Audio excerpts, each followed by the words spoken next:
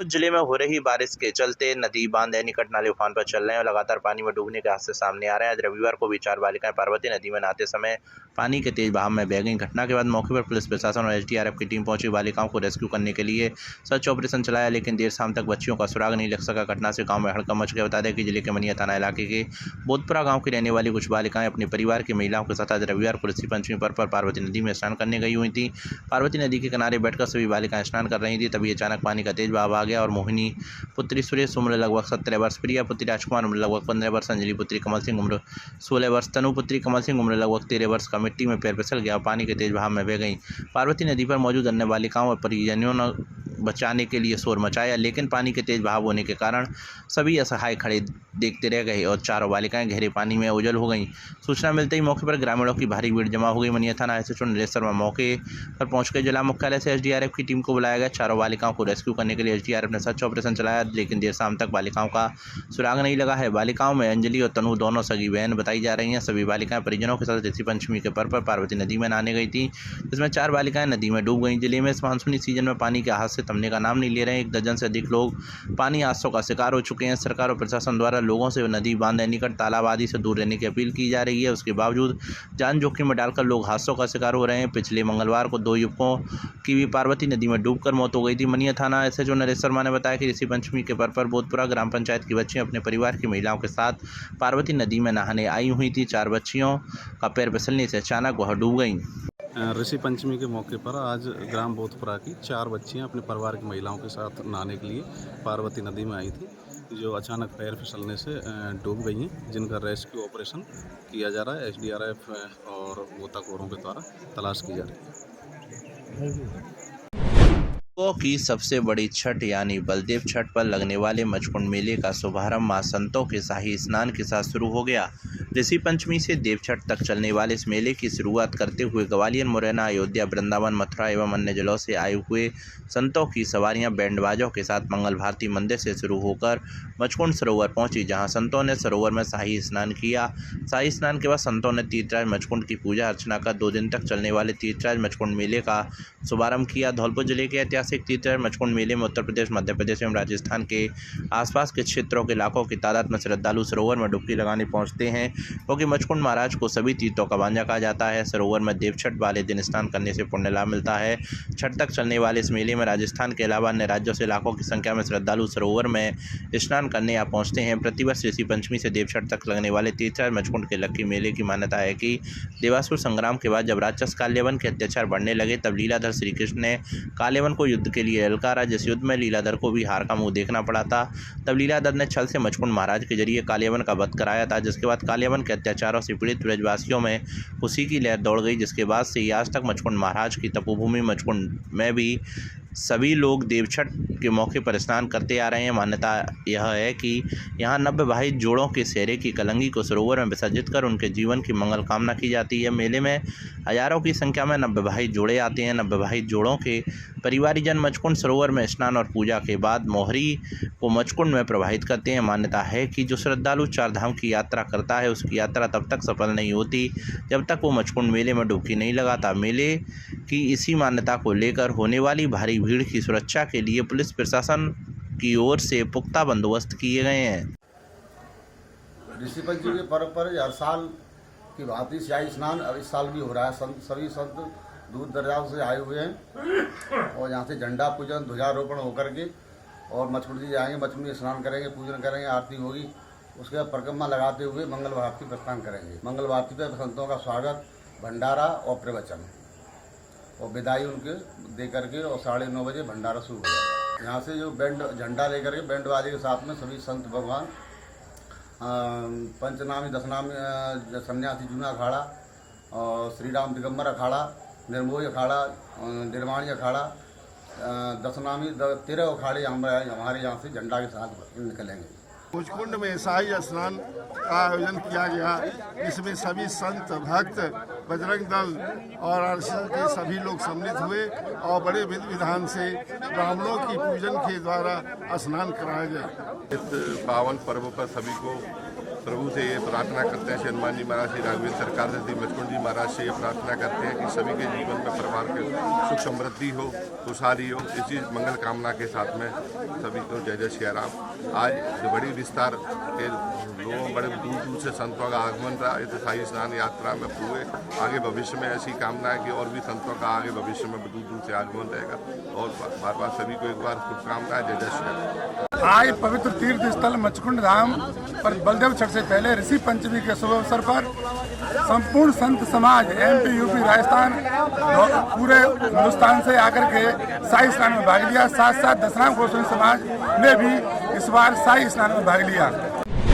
धौलपुर जिले के डांग इलाके समेत पार्वती बांध के किचमेंट एरिया में बारिश होने के कारण पानी की लगातार आवक जारी है। धौलपुर जल संसाधन विभाग ने आज रविवार को पार्वती बांध का एक गेट बंद कर दिया है। पार्वती बांध के 3 गेटों को रविवार को 3-3 फीट खोलकर 5182 क्यूसेक पानी रिलीज किया गया।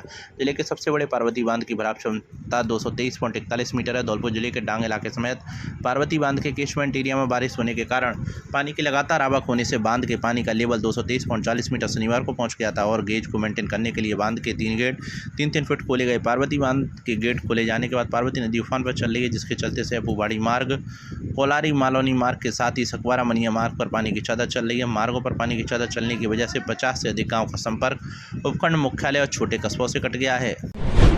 पार्वती बांध में से पानी छोड़े जाने के बाद राजाखेड़ा क्षेत्र में उफान पर पार्वती नदी का बड़ा जलस्तर, रपट पर चल रही 3 से 4 फीट पानी की चादर।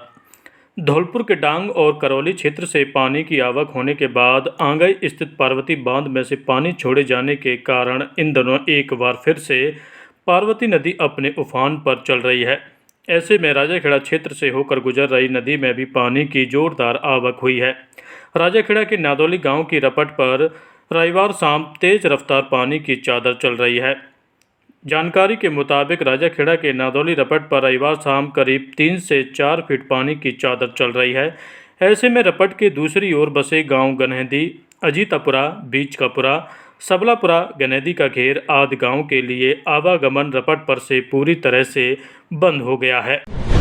के सैफऊ उपखंड के तसीमो गांव की दिव्या परमार ने धौलपुर जिले का नाम राष्ट्रीय स्तर पर गौरवान्वित किया है। छोटे से गांव की रहने वाली दिव्या ने संसाधनों के अभाव में नियमित अभ्यास कर राष्ट्रीय फुटबॉल टीम में जगह बनाई, जिस पर जिलेवासियों ने उन्हें बधाइयां दी हैं। दिव्या परमार के पिता देवेंद्र परमार ने बताया कि कभी परिवारीजन व गाँव वालों ने बेटी के फुटबॉल को लेकर बवाल मचाया था, आज वे ही बधाई दे रहे हैं। उन्होंने बताया कि वे विद्यार्थी जीवन में फुटबॉल खिलाड़ी थे और बचपन से ही उन्हें फुटबॉल से प्रेम था, लेकिन संसाधनों के अभाव में तथा उचित कोच न होने के कारण कभी उनका टीम में सिलेक्शन नहीं हो पाया था। बचपन की वह टीस मन में बनी हुई थी, वह उसी को ध्यान में रखते हुए अपनी दोनों ही बेटियों को फुटबॉल के मैदान पर ले आया।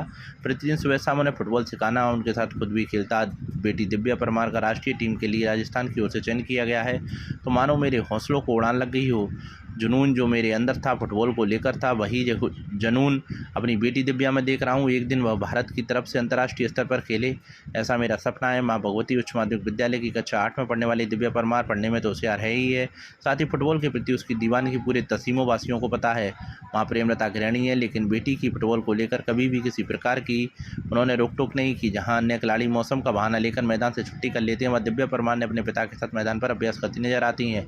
लगातार 2 साल की कड़ी मेहनत के बाद दिव्या परमार ने राष्ट्रीय टीम में स्थान बनाया है। 11 सितंबर को उड़ीसा के खिलाफ राजस्थान की तरफ से खेलेंगी।